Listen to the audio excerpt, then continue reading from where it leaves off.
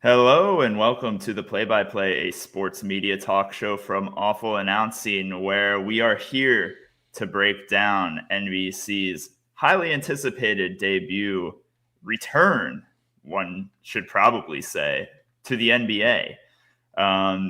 Please remember, if you're joining us here live, like, subscribe, review.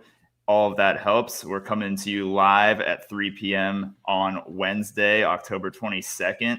And we have a lot to talk about today, Brendan. Both of us were on assignment last night. For me here on the East Coast into the wee hours of the night, reviewing NBC's return to the NBA. So I'm thinking, Brendan, just to make this simple on us, simple on everyone else, we'll go chronologically. We can start with the studio, hit the intros, that type of deal, all the way through double overtime of last night's Thunder Rockets game. Brendan, let's start with the studio. That was you were keeping a particular eye on the studio. Maria Taylor, Tracy McGrady, Carmelo Anthony, Vince Carter. Got off to a bit of a shaky start when NBC came on the air at 6:30. They had some audio issues that people were a little bit concerned about going in. They had a bunch of static on the microphones and had to do a little swapsy with Maria Taylor and T-Mac. But after that, after like the first 5 minutes, it was technically sound. So if we can look past that, what were your first impressions other than the technical glitches of NBC's NBA Showtime studio show? So the one advantage, right, like if we just this is going to be two new partners, but almost everything about the NBA viewing experience is going to be different this year, right? Like ESPN made a bunch of changes. We haven't seen Amazon yet. Last night was our first chance with NBC. And so if you kind of think about it from that standpoint, the advantages that NBC has, right, when you're just talking about the studio show, which is where we're starting here, is it's just these four people every time. As far as we know, it's going to be Maria Taylor anchoring. Ahmed Fareed will be a fill-in for her. And then Tracy McGrady, Carmelo Anthony, Vince Carter. That's it. That's the roster, right? And so you feel good that that's going to be a strength for them, is it's recognizable. People are going to know who they're getting, and those three are going to have a chance to build chemistry. Versus Amazon, where people are going to be filing in and out, cycling between game and studio and whatnot. And of course, inside the NBA, you either love it or probably hate it at this point. It kind of is what it is. It's a wonderful entertainment product, but it is, unfortunately, a fairly negative show a lot of the time. And so that's kind of where I was coming in. I'm like, I hope that these people can work. And my takeaway watching them was, yeah, you said it, right? Like after the tech difficulties, there very quickly was a kind of normalization, but almost in a way that I didn't like. Like it just started to feel like every other studio show. They were hitting the beats, they were going through it, they were doing their, saying what they wanted to say, but I don't remember much of anything that anybody said in terms of an opinion or whatever. And like, that's not a huge criticism. I could say that about a lot of studio shows on a lot of big sporting events, but it's a lot of star power on that desk and a highly anticipated debut. And it just felt creaky and rusty in a way that I wasn't expecting. Is this like, you think it's more of a chemistry thing? They kind of need time to build the rapport a la and inside the NBA? Or is this kind of more, if we're looking across NBC properties here, we've talked on this show about Football Night in America not being, the greatest pregame show in the world. It kind of has some of the similar aspects that you hit on, where it's just a little bit creaky and old feeling. Do you think it's more of the former, where they just need some time to gel, or is this kind of like a structural thing with NBC? They just can't seem to get the studio shows right? I don't know, right? Because I think they did some things on the NBA side where I actually think it bucks the trend of what they've done with football, where they hired Jamal Crawford, who I thought was kind of the number one free agent game analyst that we knew about, him or Dwayne Wade, right? And Wade went to Amazon in what seems like a smaller role, whereas Crawford went to NBC and should have a long career ahead of him to be really, really good in that role. And Carmelo Anthony arguably is one of the most famous people that got hired this cycle for these jobs. So I can't really like crush them like they just hired Jack Collinsworth all over again or the NBA equivalent, right? But at the end result felt similar. So I don't know. I mean, I guess that they just trust their game production, which we're about to get to, so much that maybe they just don't think that this is a necessary place to put resources. And they might be right, honestly, but we spend a lot of time with studio shows, and they have to at least give us a reason to keep watching. And I don't really feel like they did that outside of, well, it's the first one, so I'm not going to give up now. I want to see where they go from here. But it was just kind of milquetoast. Yeah, and you know the thing is, and I think you mentioned this in your piece for the website, like this is probably the least we're going to see of them in terms of a primetime Tuesday night NBC NBA broadcast this year, because you had stuff like the banner ceremony, the ring ceremony. Obviously, the first game went into double overtime, so there was no studio show to fill time between the first game and the second game at 10 p.m. Although that's and they didn't do post game, right? That was right. That was probably out there, which I just hadn't paid attention to. But we didn't cut back. I know they were on site this week, so maybe there would be a post game thing in the future if they're in the studio. But if they don't do post game too, then yeah, I guess it'll fluctuate every week. But yeah, they're going to have to do a lot more is the point. Yeah, exactly. And, they're not going to have Michael Jordan getting interviewed every week at halftime, but we'll get to that. I do want to kind of talk about and transition to the presentation here.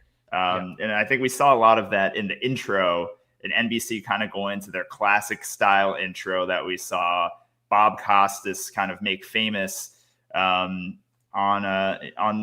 NBC's NBA coverage in the 90s and the early 2000s, where you're getting the round ball rock, you're getting the laser beam peacock, you're getting the Jim Fagan narration into, a narrative storytelling opening.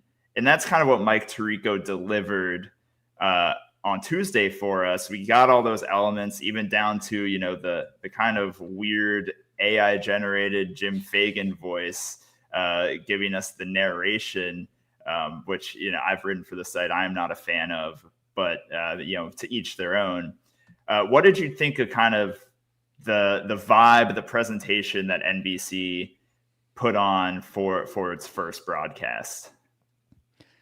It did everything you wanted it to do, right? I think anyone who has a soft spot, and it's this weird thing where even though like I have zero memories of ever watching an NBA game on NBC prior to last night, because I'm an age where it happened, but I was a young kid and whatever. And yet I still feel sentimental about it because of the lore of it, right? And the legend of it and the clips and the everything, a spectacular move by Michael Jordan stuff. Like I just have that memory despite not actually having that memory. And so I think it can carry them. It can take them a really long way.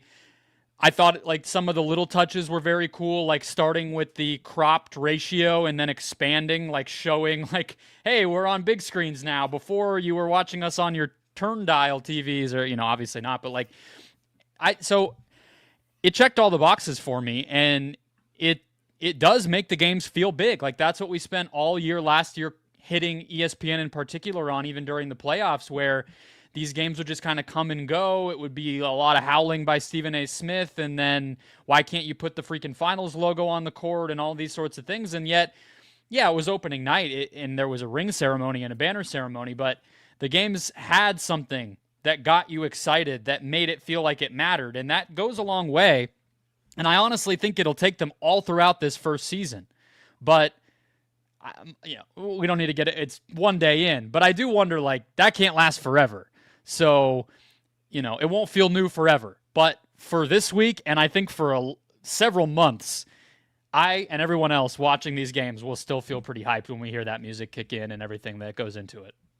Yeah, I agree. And, it's just such a change of pace from what ESPN and even TNT were giving us under the old deals. Like, I know a lot has been written about this, but I think it's worth reiterating. Like, NBC went full like celebratory in its tone of the league, right? Like, that is not something TNT gave us. That is not something ESPN has given us. And I think, if you're just a basketball fan, which I think, if you're watching the NBA on opening night, like, it's mostly just basketball fans. You might get a few casuals, but I think most casuals aren't tuning in until April, May, if you're, an NBA viewer. So like I think that was a breath of fresh air for people. And it kind of like the intro sets the tone for that, and Round Ball Rock and, everything that NBC put out, like that's kind of the goal they were looking to accomplish. So I think they aced the test there. And you're right. Like, go ahead. I think you're right. Yeah. I think you are right to say that, like, that's going to wear off, and they're going to have to, show that they actually have the goods. Like, that there's going to be substance to all this. It's not just a pure nostalgia play. But I think given, who they have employed here, Mike Tirico in particular, like, I don't think that's going to be an issue, which kind of transitions us to the next topic. And that's the game announcers, Brendan. We got to look at what is presumably going to be their lead team calling the Western Conference Finals this year. Of course, it's Mike Tirico on play-by-play, the aforementioned Jamal Crawford as one of the analysts, and then Reggie Miller coming over from TNT as the other analyst. Brendan, I thought they, I thought they did well in their first go of things. Mike Tirico, hasn't called a national NBA game in almost 10 years. Sounded like he'd been doing it, full regular seasons for that entirety of that period. He didn't miss a beat. I thought Crawford and Miller, like, they clearly have, the goods to be a solid analyst and a good 3-man team together. I just thought there was maybe a little bit of, apprehension of like who's going to talk when, which is natural when you have a 3-man booth calling their first game together. But overall, I'm very excited about this team. And I think when you look at the other lead teams on Amazon and ESPN, like, this has the potential to be the top crew in all of NBA broadcasting. I wanted to get your thoughts. Do we know what Amazon's top game analyst is going to be? Well, I think I don't know if they. It's Ian Eagle, right? Play-by-play. Right. And then they have Harlan, right, as the other play-by-play. Yeah, but I don't even know who their number one color commentator is going to be. I don't know. I mean, Stan Van Gundy is there. Dwayne Wade is there. We're going to see Nash and Candace Parker, right? But I believe Van Gundy is in the team initially with Eagle, if I'm not mistaken. No, you're right. So we'll see how that sorts itself out. But I think that for now, this is the best one. I don't even feel like I have to really think twice about that. I think that how do you feel about Reggie Miller? Because I used to be skeptical. I came around, honestly, when I was doing some basketball stuff for Dime at Uprocks. They convinced me to worship at the altar of Reggie Miller, and I kind of have been good with him ever since. But anytime I see anything, I put anything positive out there about Reggie Miller, people do not agree with me, and I see a lot of criticism almost every time he's on the call. Yeah, that's strange to me too, because I generally have a positive feeling about him, and I think maybe there's some recency bias going on with him calling the Pacers series last season. I think there were some valid criticisms there about how I think he threw some wheeze out there, and maybe played a bit too much into his history with that franchise during the call. But to me, the interesting thing about Miller is how is he going to fit in with Tirico? Because I think calling a game with Mike Tirico is much different from calling a game with Kevin Harlan, right? Yes. Tirico fills up a little bit more time. Yes. Harlan, I think, is a bit more boisterous and loud, and maybe gives his analysts a bit more leeway to breathe. I think it's two very different styles. And so I think that goes back to kind of what I was saying, where they kind of have to figure out like who's speaking when. But in terms of his analysis of the actual game, I think Reggie Miller is as good as anyone. I can't think of any, other color commentator for the NBA that I'd rather hear. Like, there's probably other people on his level, but I have no qualms about listening to Reggie Miller at all. Yeah, I think that's spot on with Harlan. And the thing we have to remember too is Harlan and Reggie had been working together for almost a decade, and their chemistry was pretty impeccable. Now, Harlan, I think, unfortunately, has slipped a little in his attentiveness. There were some moments last year in the postseason on the rules and the possession and the technical stuff that goes on in the game that play-by-play guys really have to be on, where Reggie kind of stalled out and got a little awkward with it as well.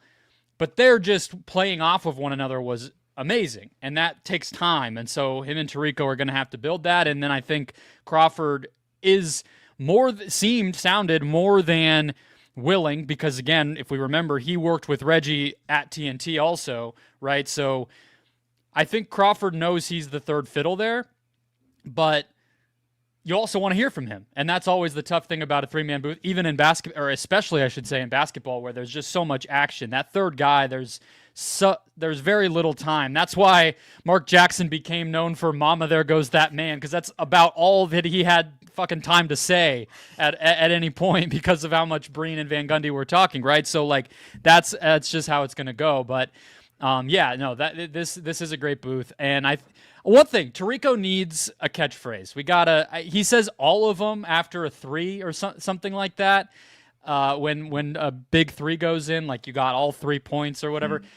He needs a little more of that. We need every basketball announcer. You got to have your go-tos. It's a little different than football. So I need that from Tirico. I guess so. I don't know.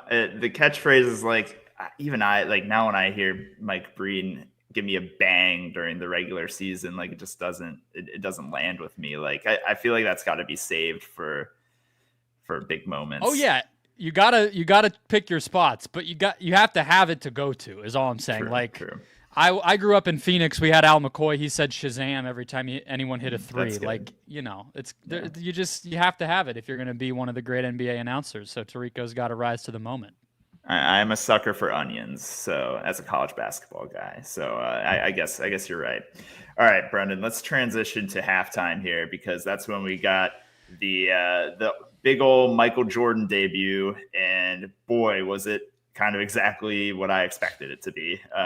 There was very little substance. You did get some cool stories from Michael Jordan, but he wasn't chatting up about the current state of the NBA. It was mostly just like, well, I'll describe what it was. It was a sit-down interview with Mike Tirico, pre-recorded. It seems like they're going to chop up segments from this same interview for at least a few more halftime shows. We already got a teaser for next week. So what was your initial thoughts on how NBC is deploying MJ? And did you actually get something out of the halftime show yesterday? Okay, so a lot of thoughts on this. I think that it doesn't fit at halftime.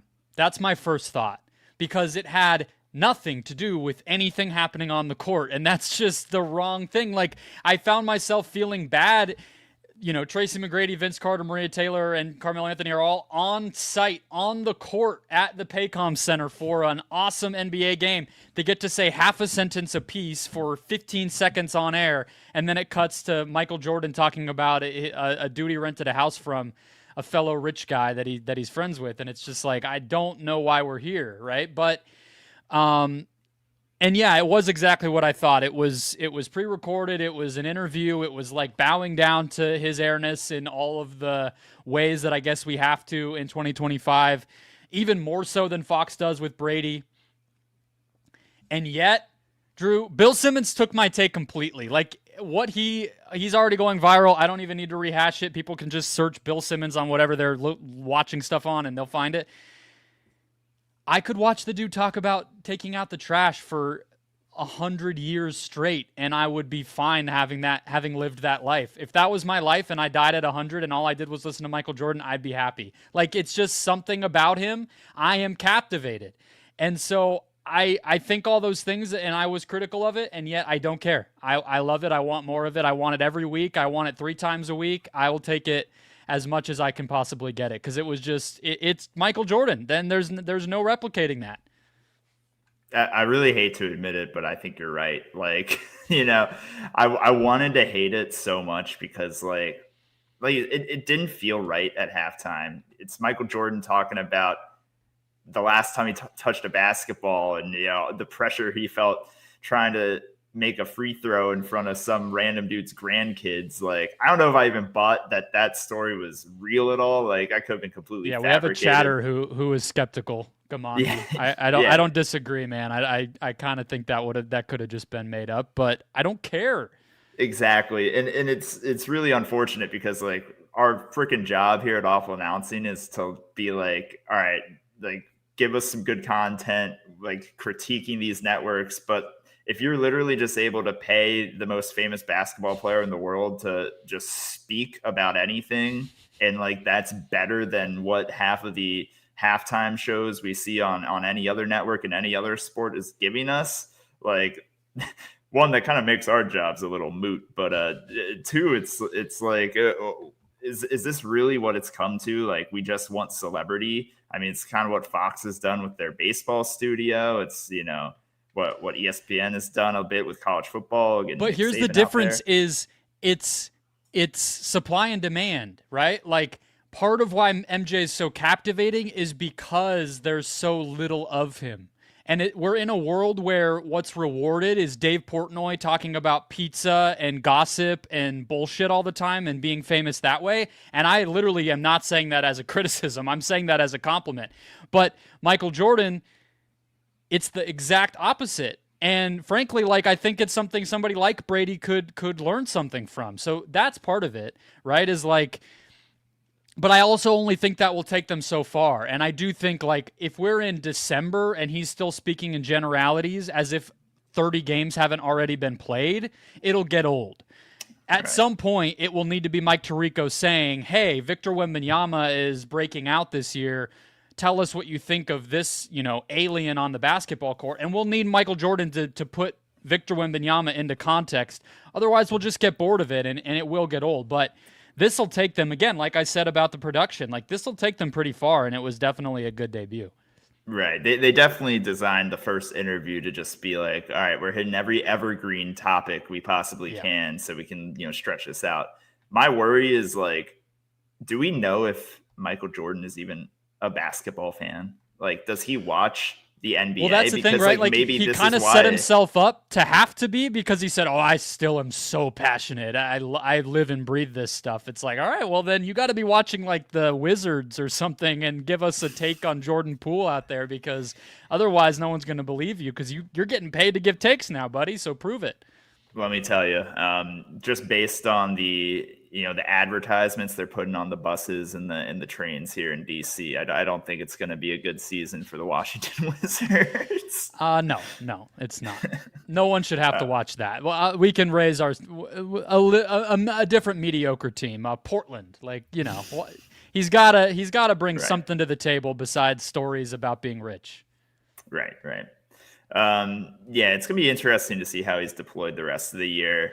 How many times he's actually going to get interviewed. I think at some point, like maybe during the playoffs, there's got to be something in his agreement that says he's going to actually come in to the studio and maybe do a game or two. But they have the All-Star game this year, so you would hope they would bring him in on something like that. The big events for sure.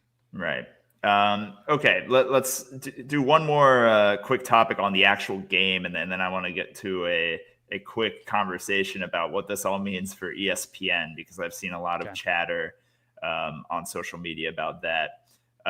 Obviously, NBC was gifted like a really great, fantastic game to restart their NBA franchise. The game went to double overtime. We got to hear some pretty big time calls from Tirico and the rest of the crew. Did you think they handled themselves well when it came to just calling the game down the stretch? So comfortable. And I think that's where it comes in handy that they went with the veteran experienced people that they did, right? Like, I personally feel like even on the NFL, a big close game late, Tirico's the guy I want. Even I think I like Joe Buck better. I am preferential to Joe Buck overall on every sport. But Tirico, there's just something about it that works. Like, I think of what it was like Falcons, whoever, late last season, the Penix breakout game. That one still sticks out in my mind because it was just like not really that meaningful of a game. And it was late in the season. And I like in my head, I'm like, that's one of the games I remember. And a lot of it is because of how up to that moment Tirico was. So I think he's going to fit right in on the NBA side. He does need the catchphrase. I will say that again. And then Reggie Miller, like he's been there, done that a million times. A big close NBA game is second nature for Reggie Miller. So Dude, I love it's just incredible to me, like how quickly Tirico's brain processes stuff and then translates that into like words coming out of his mouth. Yeah. I've rewatched the clip of Kevin Durant calling the timeout that the Rockets did not have in overtime, like about 10 times, because you give Durant giving the timeout signal around 2.0 seconds. And then by like 1 second left in overtime, as the clock's running down, Tirico's already saying the Rockets don't have any timeouts. Like, he is able to, like, the synapses in his brain must be extraordinary. Like, his brain needs to be studied in a lab, because I don't think any play-by-play commentator in any sport can translate what's happening on the court or the field as fast as Mike Tirico does. And, you know, that was on full display down the stretch last night. It's like, I mean, it's an awareness, just like a sensory awareness that you really can't. I don't know how you train up or replicate it or try to build it in yourself. You just have it or don't, I feel like. And it really is like in a moment like that, it's like jazz, like, right? It's just, it's free. It's improvisation. It's just sort of like, let yourself be in that moment and describe it as you're seeing it, but with the weight of millions of people watching and all of the pressure if you screw up. So something about even the it. other top play-by-play commentators, it's like most of them take a pause, take a second to think about, all right, what am I going to say? How am I going to describe this? That is not part of Tirico's repertoire. Like, he's just go, go, go. And it's all like exactly what's happening, exactly the information that needs to be conveyed at the time. I think it's just the most impressive thing.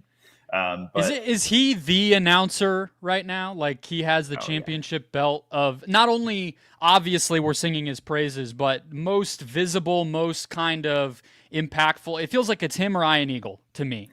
Those are the two guys right now.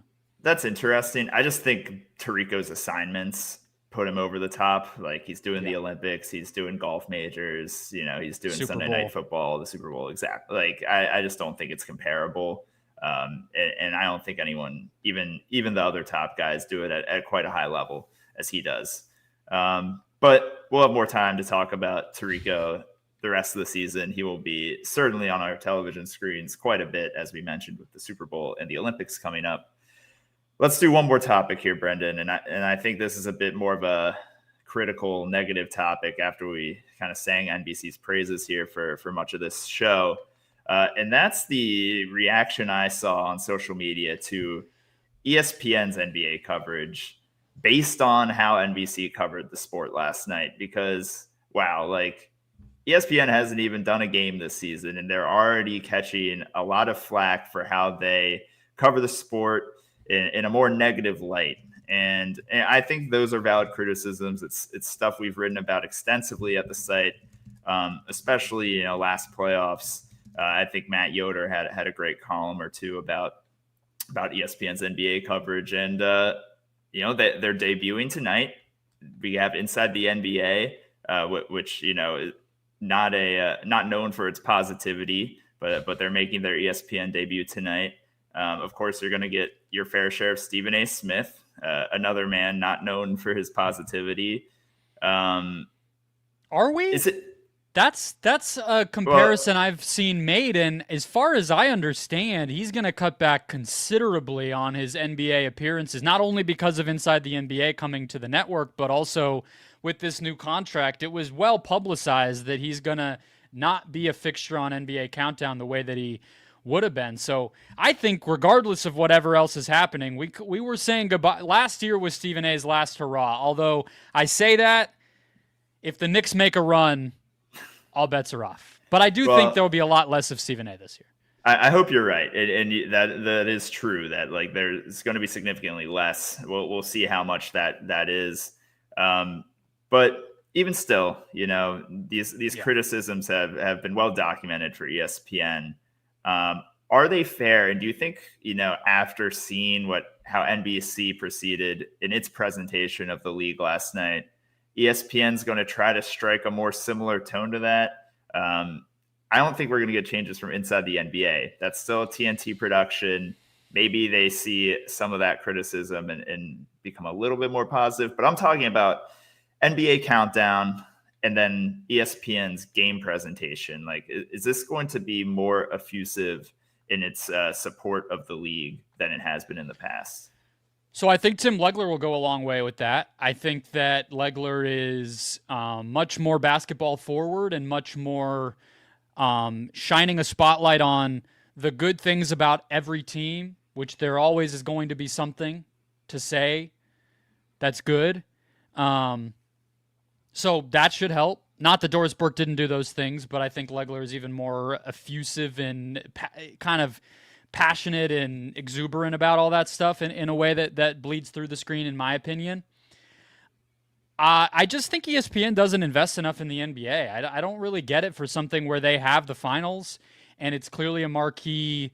I know they cut back a little bit on their inventory with this new package, but they have a ton of postseason. They do have a lot of regular season still, and the finals, like I said, and it just feels like where's the marquee personality? Where's the person that if you are, thinking of ESPN and the NBA, you think of X, right? Like I think that used to be Zach Lowe, and for a lot of people, for maybe the more diehard NBA fans, he's gone. Kendrick Perkins, it may be to some, but not always in the most positive way. And a lot of the rest of the talent is pretty come and go. So I think they lost Bob Myers, so that, that he's no longer but at least be the he's face. Somebody people know and did a good job, in my opinion, right? So Woj is gone, even like it's a little bit of a transition time, and I think the Inside will help, but I don't think people really. I think people will just see Inside as kind of its own kind of pirate ship doing its own thing that happens to be on ESPN sometimes, right? So I don't know. I think it'll continue to feel like a mishmash, and I think it'll continue to feel a little uneven because it is. And they don't seem to have like a solid answer for what they want it to look like. Yeah, I think that's what it comes down to is like, I don't think there is a directive from up top saying this is what we want the NBA on ESPN to look and feel like. I think there's a very clear vision at NBC, and that's what we got from the moment they signed this deal to last night. Like, we knew exactly what that vision was for NBC and how they were going to execute it. ESPN, we have none of that, right? Like, we know who they're putting out there. We've known the talents, but in a lot of ways in the past, it's just been, a vehicle for Stephen A. Smith to just extend First Take into NBA coverage. And we know, as we just mentioned, his presence is going to be a bit diminished. But like, I think that has kind of caused in a lot of ways that just that absence of vision from ESPN. And I don't know if they have an executive that is willing to go in there and change things. I forget who exactly is in charge of NBA production over there. I believe it's Dave Roberts, okay, which is the guy, Stephen A's kind of very close coworker on First Take, and those two have kind of been hand in hand, which is part of why Stephen A was centered so much. At least, I don't report on these things, but that's what we know to be the case. And you would think somebody who's been so successful with other ESPN work would be a type of visionary on the NBA, but that's why I do kind of feel comfortable taking them on about just like the total investment is that kind of does seem to be part of it, is like, go out and get someone, go out and make a splash and bring a personality in who you can build your coverage around. And I don't know who that is right now. Right. I mean, aside from licensing inside the NBA, they haven't made that splash. And, it's kind of shocking, especially given all the analysts and play-by-play talent that were coming out of TNT, after they lost the NBA and they didn't acquire any of those people. Somebody like Jamal Crawford, right? TNT turned him into a star in like 2 years, and he was a hot commodity and now is the number one guy at NBC.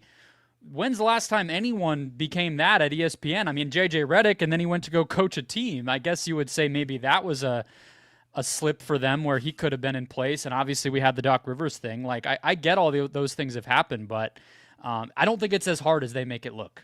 Yeah. One of the most telling things, Brendan, there's the second game of their doubleheader tonight is getting called by Jay Billis, like their lead college basketball analyst. Crazy. And I love Jay Billis, and I think he's good on the NBA, but it's like, this is a college basketball guy we're talking about. You could have, like you said, gone and gotten any of those TNT guys, a lot of which were picked up by NBC and Amazon, but they decided not to. And, of course, now you have Dorsberg taking the number 2 team, so you do have a strong analyst in that spot, but still, like, I mean, again, no criticism to these people. It's just a fact, very old. ESPN feels very old right now with a lot of the talent there, in a way that way more than the other new networks, right? Like Amazon, the average age is like 40 of all these new people that they hired. And at ESPN, it's like you got Inside the NBA, you got Legler, you've got Billis, Burke. Like, it's just a weird, it's not what you would want from the marquee NBA broadcaster. Yeah, completely right. Well, we'll see how ESPN fares tonight as it opens its season with a doubleheader, and we will get our first look at their new lead booth with Tim Legler and Mike Breen and Richard Jefferson. And then we got Friday. We got Prime Video. Yeah. So big week in the NBA. But that will do it for us here at the Play-by-Play. We will be back either tomorrow or Friday. Please check your Twitter feeds for the latest on that. Remember to like and subscribe to the Play-by-Play podcast on whatever podcast platforms, and we will see you later.